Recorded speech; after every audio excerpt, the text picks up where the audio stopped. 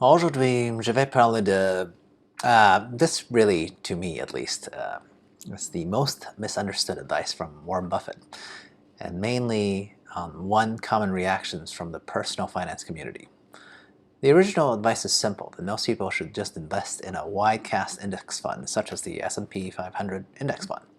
And the reaction's a little bit more complicated, and that generally boils down to why should anybody actually follow this advice when Buffett himself didn't actually make his fortune through this method, right? Seems hypocritical. Today I'll clear up how his advice can still remain fundamentally sound despite what seems like a reasonable rebuttal. Okay.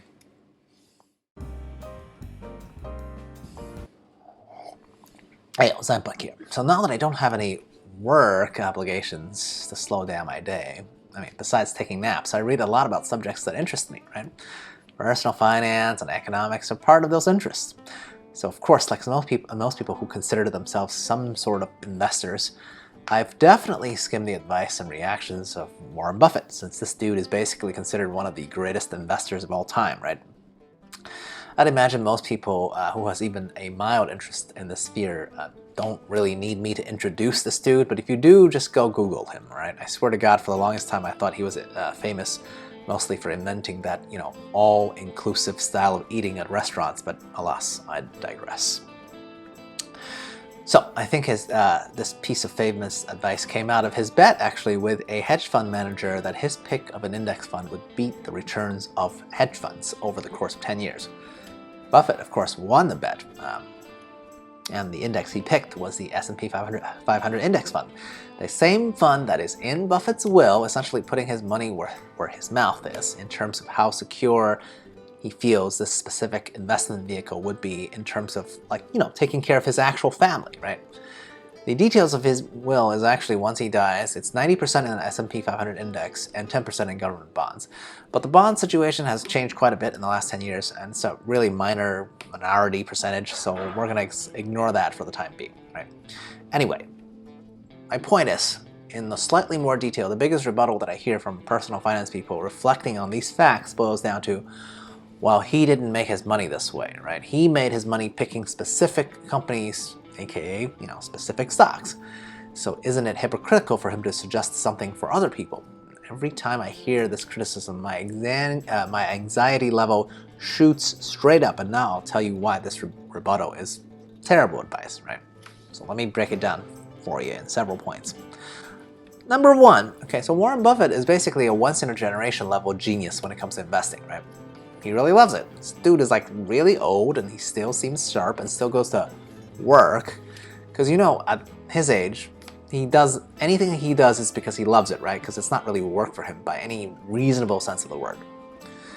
Now, are you, the average person, some random schmuck, a generational level genius? I know I'm not, okay? Maybe you think you are, but seriously, think about it. Are you? Has anyone in your life ever called you a superlative genius at anything you've ever done? Okay. Look, my point isn't that each of us can be unique and special snowflakes or whatever and all that jazz. My point is that it is actually very, very, very rare that specific talent that you have lies in company evaluation, okay?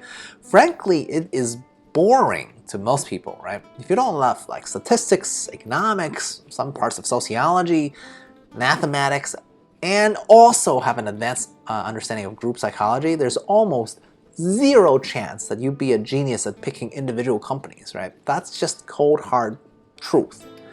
And that's okay, okay? My point is that trying to say, hey, Buffett made his massive fortune through stock picking is like saying, well, Mozart made beautiful music by picking a bunch of notes and putting them together, right? You could give me a piano and have me bang on it for the rest of my life, and I guarantee you there's no chance in hell that I'd make any segment of music that remotely resembles what Mozart made or produced, okay?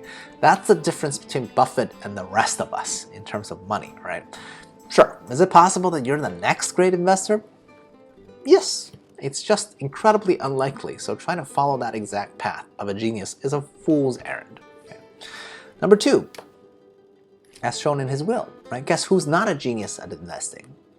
Any of Buffett's heirs / family, right? That's exactly why that 90%, the majority, supermajority of Buffett's estate will be invested in a S&P 500 index fund for these people instead. Because Buffett himself knows that he can't assume that anyone can simply somehow magically replicate what he's done for the last 60 years or so, no matter how much he might be trying to pass down that knowledge, right? The great men of history are just not replicable, right? Men and women. I don't want to sound sexist or whatever. Otherwise, you'd think that, if anyone, Buffett would be telling his family if it's just some secret magical sauce that he could, write down, right? Here's why I'd remind you again of his bet against the hedge fund managers, right, back in the 2000s, right? In that case, he wasn't even comparing his own investing style against hedge funds, but that of his preferred post-death investing style for his family against what should be a top-tier talent or a group of top-tier talents at investing in the hedge fund manager, right? Recall, by the way, what hedge funds are for.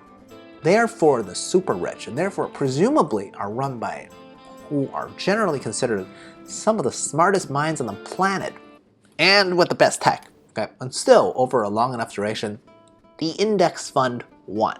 Okay? I'm not saying that if you keep taking 10-year sample sizes, throughout history, that the index fund will always win against individual investors, right? But it is much, much more likely to win against humans who pick manually. Again, recall, I'm not saying that no investor ever could beat the market. Heck, the new Warren Buffett might be getting started right now. But my point is, trying to find that type of individual before the trending is established by, the facts of history is basically like finding a needle in a haystack. So go with the proven index fund, because most likely it'll work better. Okay. Point number 3. Finally, I really want to address some people who hate on index investing as if it's somehow simply not good enough, right? And instead, the alternative is like, trade with this system or that, and you'll make more money somehow that you can see, right? Despite the impossibility, like I mentioned, of being the next Buffett, I think part of the issue here is that people somehow think that the index fund investing is too slow, that you don't make the massive fortunes when you use this method.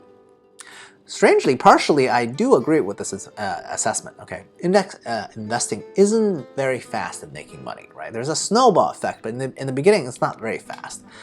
But it is superb at preserving and still growing that wealth, right? Now, here's the thing. As to whether it's fast enough for most people in terms of the massive fortune, I'd argue that for most people, it really probably is enough.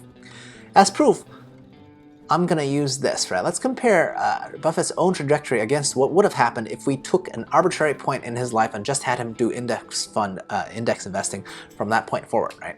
I'm too lazy to put up graphics on this YouTube clips. I'll tell you the starting point. At age 30, Buffett was worth about $1 million, and at age 80, he was worth around 50 billion. Okay, awesome. Wow, massive jump, right?